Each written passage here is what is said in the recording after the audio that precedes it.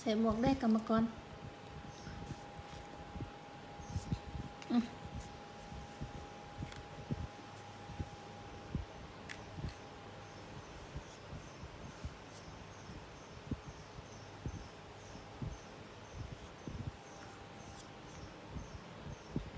อร่อยไหมครับอร่อยไหมครับอร่อย